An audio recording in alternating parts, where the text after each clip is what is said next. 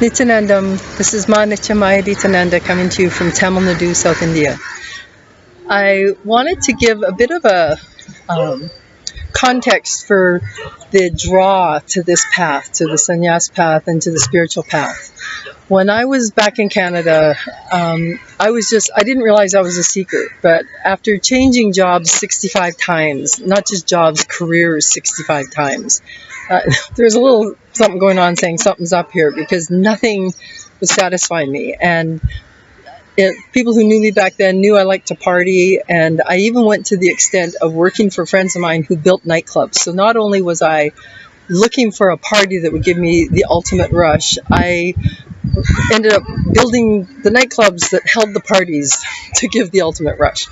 And it still didn't do it. And when I was working for my friends with ITS Industries, we ended up building one of the biggest nightclubs in Canada for the Gramesian brothers, who built the biggest malls in the world.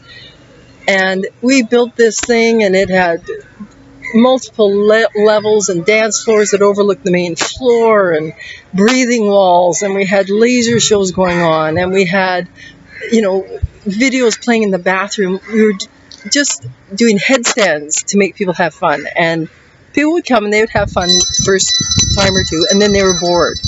And that's pretty much what this reality does to you. No matter how big, no matter how much of an extravaganza it is, it's like, okay, well, what next? And that's because it's superficial. There's nothing that is going deep, deep down and satisfying your soul. And the first time I came to India in 2010 and experienced one of the massive darshans that Swamiji gave, it hit me. I thought, this is what I've been looking for, and this is what everybody has been looking for. It was in a hall, and it was actually for Tamil Nadu, so I didn't understand the language being spoken. The hall was packed. There's probably 1,200 people. And at the end of the discourse, Swamiji was sitting up on stage, and one by one, all 1,200 people got to come up in front of him, and he would give them an energy blast. And they had to set up thick mats in front of Swamiji, and there were people on both sides, because so many of these people would just lift off. They would just lurch, Kundalini awakening. They'd go flying backwards, and everyone would catch them, or the mat would catch them, and then they would just start rolling in ecstasy and laughing. And one by one, I was just there on the cleanup committee. I'm picking up garbage, and of course they're watching this giant white stork walking amongst them, going, well, who's she? And I was just in such an ecstatic state. We're all just laughing and looking at each other, because the energy in that room was probably the most massive energy I've ever stood in my whole life.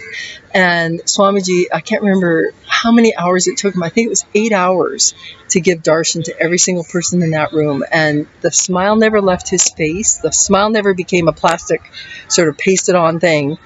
They took breaks for him to have his feet massaged, because he's sitting in lotus posture, so they keep the circulation going in his legs. But there's no way any normal human can do that. There's no way anyone could just sit there and blast people with energy. And every once in a while, he'd take a break and he'd sort of be bopping with the music in his seat, and then he'd go like this to the room, and it was this wave. The whole front section of the room would lift off, and people would just go flying. And I thought, this is what I was looking for in those nightclubs. This is what everybody is searching and searching for, either because they're doing drugs or they're drinking or having sex. Like, they're all looking for that rush, and everything falls short. Nothing gets you all the way there. And reports I've heard about heroin is it gets you there, but look at the price you pay if you've done heroin. And I think maybe heroin is just simply something that Cosmos has created to give you a view of, this is where you're heading. Now let me show you how to get there all on your own. And everything has a purpose in life. Same thing with marijuana. Originally, the masters in India would let their disciples have some marijuana, because that boundarylessness, that incredible ecstatic state, was the goal. And they were trying to just say, okay, now you know the feeling, now let's go there without it. It was never meant to be the way you get there, because over time, as anyone who's done drugs knows, your body builds up an immunity, and it just gets less and less and less, and it stops working for you. So the point is, you've been given a little glimpse of ecstasy. Now go there on your own. This form is built to hold high frequencies and to let you live as a bliss bag.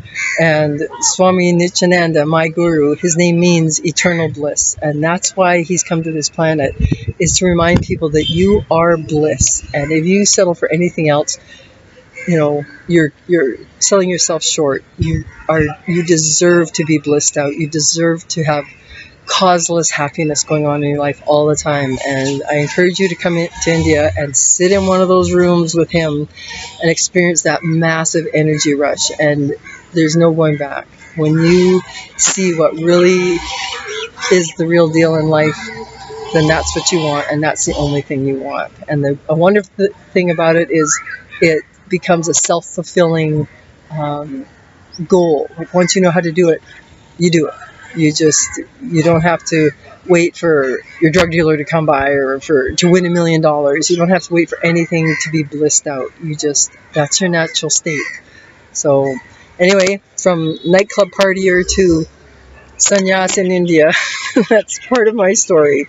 Thank you for tuning in. Nityanandam.